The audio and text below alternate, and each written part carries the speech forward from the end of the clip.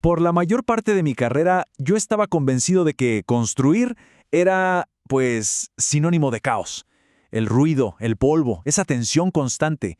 Sentía que todo era parte del paquete. Cada día era una batalla, contra el reloj, contra los imprevistos, contra el puro desgaste. Y yo pensaba que ser un buen capataz era eso, simplemente saber gritar más fuerte que todo ese desorden. Ni se me cruzaba por la mente que había una forma de apagar ese ruido para siempre.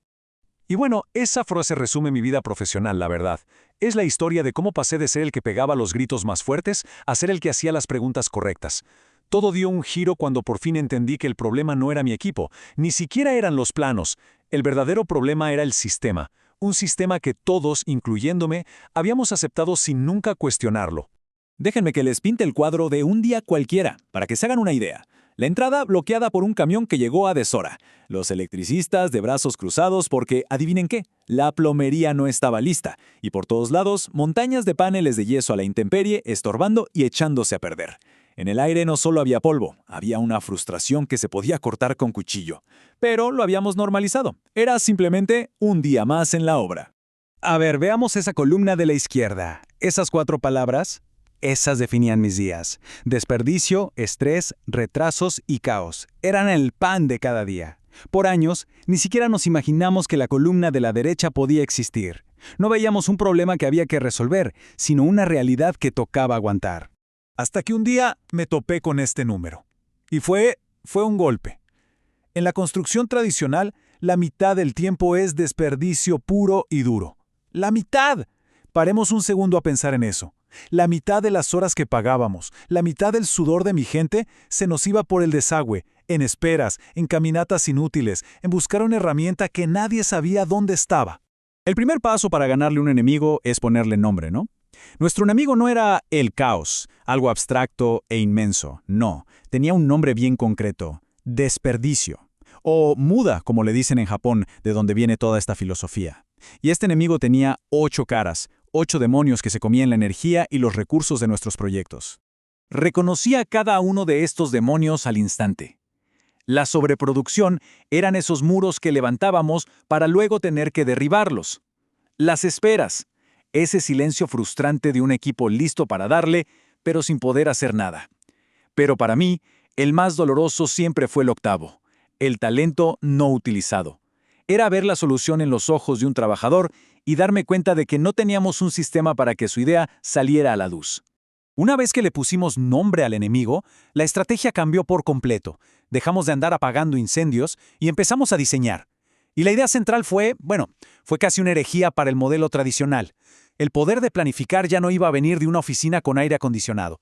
Se lo dimos a quienes de verdad construyen, a la gente con las botas llenas de lodo. Nuestra primera gran arma fue el sistema del último planificador. O sea, adiós a esos cronogramas gigantes hechos con meses de anticipación que nunca se cumplían. Empezamos con reuniones de pie, cada mañana 15 minutos, no más. Si el plomero necesitaba un día más, el carpintero lo sabía al momento, y todos ajustábamos el plan ahí mismo. La comunicación dejó de ser un reporte para arriba y se convirtió en una conversación real. La segunda herramienta atacó directamente el caos físico. Las 5 S's. A ver, parece algo súper básico, y lo es, pero su poder es inmenso. Creamos un lugar para cada cosa y nos aseguramos de que cada cosa volviera a su lugar. La obra dejó de parecer un campo de batalla y empezó a funcionar como un taller de precisión.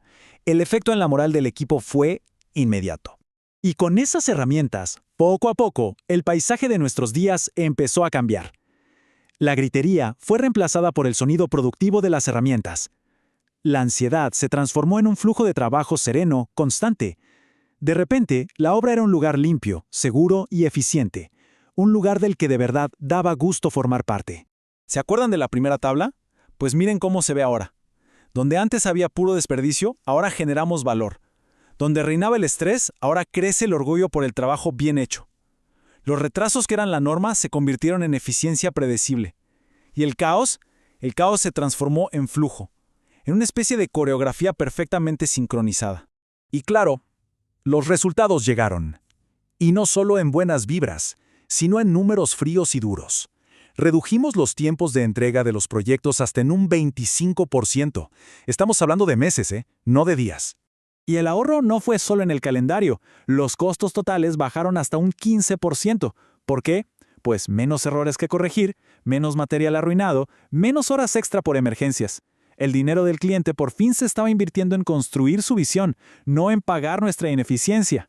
Pero si me preguntan cuál fue la métrica más importante, les digo que no está en esos porcentajes. No, la verdadera victoria era ver a mi gente irse a casa a su hora, cansados por el esfuerzo físico, sí, pero no agotados por la frustración. Era verlos proponer mejoras y celebrar juntos cuando funcionaban. El cambio más profundo no estaba en la planilla, estaba en sus miradas. Con los años, me di cuenta de que todas estas técnicas, todas estas metodologías japonesas y siglas en inglés, en el fondo todo se sostenía sobre una sola y poderosa idea. Esto es Lean en su esencia.